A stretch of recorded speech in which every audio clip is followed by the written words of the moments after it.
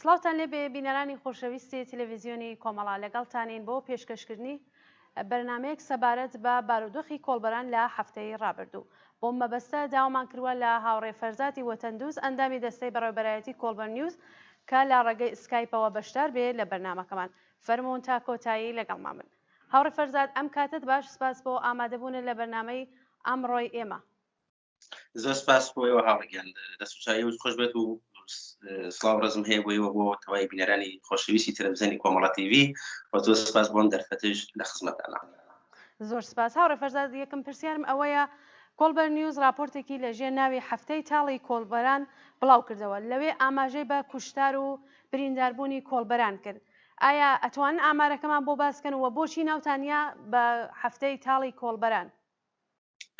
بەڵێ هاوڕێگەمە خۆتان نیشارەتان پێکرد هەفتەی تاڵی کۆڵبەران بەداخەوە لە توول یەک هەفتەی ڕابردووە هەتاوەکو لێیستا نزیک بە 20 کۆڵبەر بە تەقەی ڕاستەوخۆی هێزەکانی ڕژیم کوژراوە یا بریندار بووە. لەم 20 کۆڵبەرەدا 18 کۆڵبەریان بە تەقەی ڕاستەوخۆی هێزەکانی ڕژیم بریندار بوو یا کوژراوە. دوو کۆڵبەریشان بەداخەوە لە مەرزی بانە چوون بەسەر مینە و ئازای لە بەدەنیان لەدەستداوە کە بەداخەوە حاڵی دانێکیان زۆر خراپە، هەردوو چاو و لاقی لەدەستداوە و بەداخەوە دو شەویش لە مەرزی بانە کۆڵبەرێک بەناو ڕەحیم مەحموودی بە تەقەی ڕاستەوخۆی هێزەکانی ڕژیم کوژراوە. ئەم ئامارە جێی نیگەرانیە، جێی داخە. بەداخەوە لە توول یەک هەفتەی لە کەمتر لە یەک هەفتەیانی بێتوانی بێژین 20 کۆڵبەر بە تەقەی ڕاستەوخۆی هێزەکانی ڕژیم کوژراوە و بریندار بووە. ئەمەم ئامارە ڕوو لە هەڵەکشانە. ئەگەر چاو لێ بکەن لە ئامارەکان لە یەک مانگی ڕابردوودا هەتاوەکو نەیسێم هەفتەیەکی تاڵ بووە بۆ کۆڵبەر. ئەمە لە حاڵەتێکی شامە ڕوویداوە کە بەشێکی زۆر لەسەر سنوورەکان کۆنتڕۆڵ کراوە، کە ئەوە جێی داخە بەڕاستی. ئەوە بۆ ئێمە جێی نیگەرانی وەکو کۆڵبەر نیوز و ئێمە هەر لێرەوە داوا وەکو ئەندامانی ستافی کۆڵبەر نیوز داوا لە خەڵک دەکەن کە بێدەنگ نەبن لە قەباڵی کوژران و برینداربوونی کۆڵبەراندا. ئەوانەی کەوا هەن لەناوە بۆ خۆیان دەتوانن بە خۆپیشاندان بە احتراس بە نووسین بە بڵاوکردنەوە بە زۆرش دەتوانن بەر بە کوشتاری کۆڵبەران بگرن. بەداخەوە ئامارە بۆ ئێمە وەکو کۆڵبەر نیوز جێی نیگەرانیە و ئەگەر ئاوا بچێتە پێشەوە ئامارەکان ڕوو لە هەڵکشان دەکات و بە دواتر لە پرسیارەکان تراشمە سەر باقی شتەکانەوە. بەڵێ هاوڕێ فەرزاد، هۆکارەکەی ئەوە چییە کە ڕێژەی کوشتاری کۆڵبەران چوەسە سەرێ؟ جاران لە مەرزی نەوسود ئەو ڕێژە زۆر بوو، بەڵام ئێستا لە مەرزی بانە کوشتاری کۆڵبەران زۆرترە. هۆکارەکەی چییە؟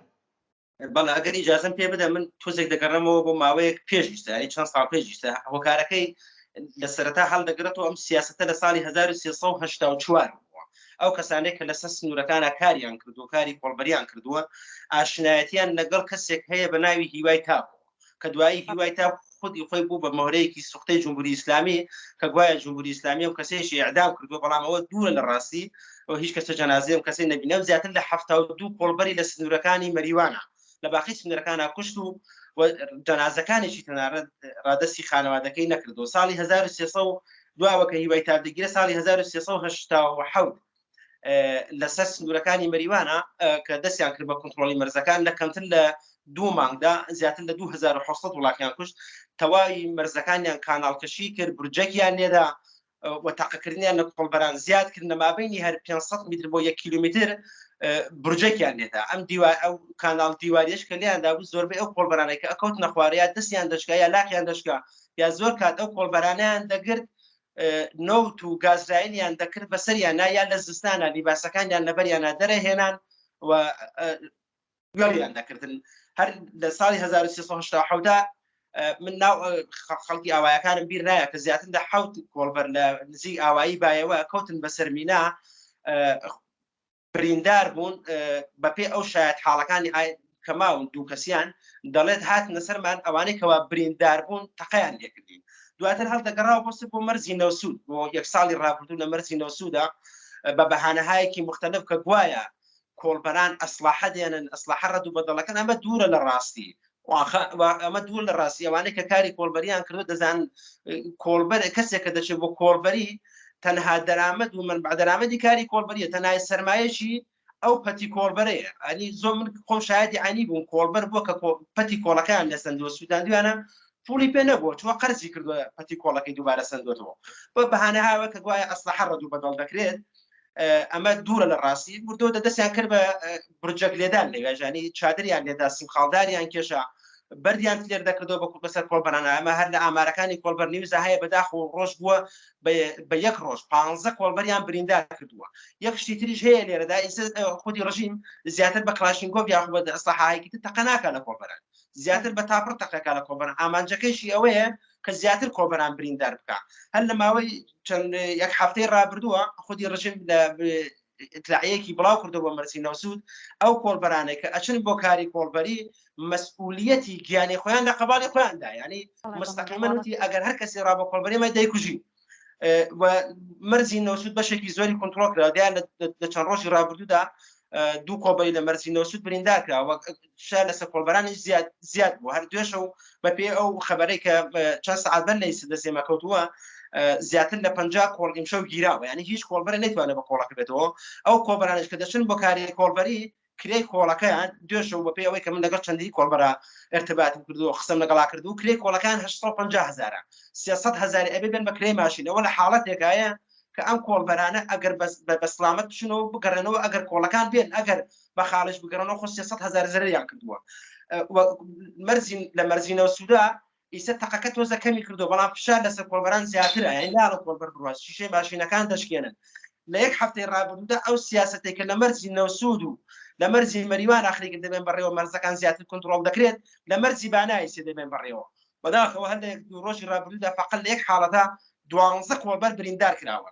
من یەک نمونەی ساعتان پێ بێژم ئەوەی کە بەشێک لەو کۆڵبەرانەی کەوا دەگیرن تەقەیان لێ دەکەنێت دایانکوژن بەشێکی زۆریان لە ژێر شکنجەیە دەکوژرێت، بەشێکی زۆریان لیان دەدرێت بریندار دەکرێت. هەر لە ساڵی 1390 4 کۆڵبەرکە خەڵکی مەهاباد بوون لە مەرزی بانەیە مانگەکەم داخیق تاریخەکەم بیر نایە بەڵام مانگەکەم بیر دێ کە مانگی ڕێبەندان بوون باوکێک و دوو کوڕەکەی لەگەڵ کۆڵبەرێکی تراکە چوون بۆ مەرز باوکەکە کە کەوتنەکەمین باوکەکە ڕای کرد سێ منداڵەکەیان کرد دوای ئەزیەت و ئازارێکی زۆری ئەو مێر منداڵە بەداخەوە هەر سێکیان بە دەست و لاق بەسراوی لە پەدگایە کۆداخەنە خوارەکە بەداخەوە گیانیان لەدەستدەن. ئیسەش خودی ڕژیم بە بەهانەهایەکی مختلف کە لە مەرزی بانەیە ئاخری کە تەقە لە کۆڵبەران دەکا و بەبێ هیچ دلیلێک ینی کۆڵبەرێکە زۆریان هەیە کۆڵیان پێ نەبووە. هەر نمونەتە من لەگەڵ کۆڵبەرێکە کە لە مەرزی بانە قسەم دەکرد دەڵێ هیچم پێ نەبووە، ینی تەقیان لێ کردوون بۆ ئەوەیە کە ترس و وحشتێکی زیاتر بخاتە دڵی خەڵکی کوردستانەوە خەڵکی بانەوە وە بتوانێت مەرزەکان زیاتر کۆنتڕۆڵ بکە بە بەهانەهایەکی ئەوەی کە گوای ئەحزابی سیاسی لێرە ڕەت و بەدەڵ دەکرێت دەڕۆن و دێنەوە یا ئەوەی کە کۆڵبەران کاری ئەسلحە دەکەن هیچ کۆڵبەرە کاری ئەسلحە ناکات. کۆڵبەرێ ئەگەر پوڵی ئەو لە ئەسلحەوەی کە خۆیان لە ئامارەکانە دەیکەن 50 قەبزە کلاشینکۆف و چەندین قەبز کۆڵگیرە ئەگەر کۆڵبەرێک پولی ئەو هەموو ئەسلحەیە بێ خۆ دیارە من بەعدرامەتێکی تری پێ دەکات ئەو کارە قەت نەخاتە خەتەرەوە. بۆی ئەوانەی کە کار ڕوو بدەنە کاری کۆڵبەری لە ڕووی ناچاریەوە ڕوو دەکەن هیچ بە بەعدرامەتێکیان نییە وە کوردستانی لە بێکاریە خەڵک خۆتان ئاگادارن کە پێدا دەکات لە کوردستان لە بێکاریدا ئەو ڕژیم گەرەێتی بەمە ترس و وحشت خاتە دڵی خەڵکی کوردستان. خەڵکی کوردستان دەبێ هوشیار بن ئەوەی کە دوێشە و کۆڵبەرێک کوژراوە خەڵکی کوردستان نابێ ئارامدا بنیشن خەڵکی بانە نابێ ئارامدا بنیشن دەبێ بچن خۆپیشاندان بکەن اعتراض بکەن لە کاتی تەشکی جەنازەکان ئەگەر تعاون دەبن لە ماڵەکانیان دەستیان خۆ کەسانێکی تر لەیە کە خۆیان ئەحساس مەسئولیت دەکەن لە قەباڵگیانی کۆڵبەرانە دەتوانن پلاکار بەرزۆ بکەن نابۆ کوشتنی کۆڵبەران نابۆ کۆڵبەری ئێمە مخالفی کاری کۆڵبەری وە کۆڵبەری تەحمیل کراوە بەسەر خەڵکی کوردستانە و بەڕاستی ئەوە جێداخە ئامارەکان ڕوو لە زیادبوون دەکات ڕۆژ بە ڕۆژ ئەگەر ئاوا بچێتە پێشەوە مە دەبێت شایدی کارەساتی دڵتەزیێنی گەورەتر بین لە سنوورەکانی کوردستاندا. بەڵێ زۆر سپاس هاوڕێ فەرزاد من پرسیارێکم نەماوە ئەگەر خۆتان نوکتێک هەیە کە پێتان وایە باستان نەکردووە فەرمونون. زۆر سپاس بۆ ئێوە من تەنها تاکید لەسەر ئەوە دەکەمەوە تەنها خودی کۆڵبەرانن دەتوانن بەر بە کوشتنی کۆڵبەران بگرن ئەویش بە احترازە بە خۆپیشاندانە تەنها شارە مەرزشینەکان نییە شارێک وەکو سنە دەکە فقراتی باقی شارەکان کە کامیۆنی ڕوودەکاتە پیلەوەریەکان و خودی سپای پاسداران کە گەورەترین باندی مافیای مەوادی بەخەدر و خاشاخە دەتوانن سونهایەکی ئینسانی دروست بکەن جادەکان بگرن نێڵن ئەو ماشینانە بێن بۆ ئەوەی کە بەر بە کوشتنی کۆڵبەران بگرن و بە دڵنیایی خەڵکی دوکاندارانیش باقی خەڵکەکانتریش لەگەڵ کۆڵبەرانن. زۆر سپاس بۆ ئێوە و سپاسیش بۆم دەرفەتە. زۆر سپاس.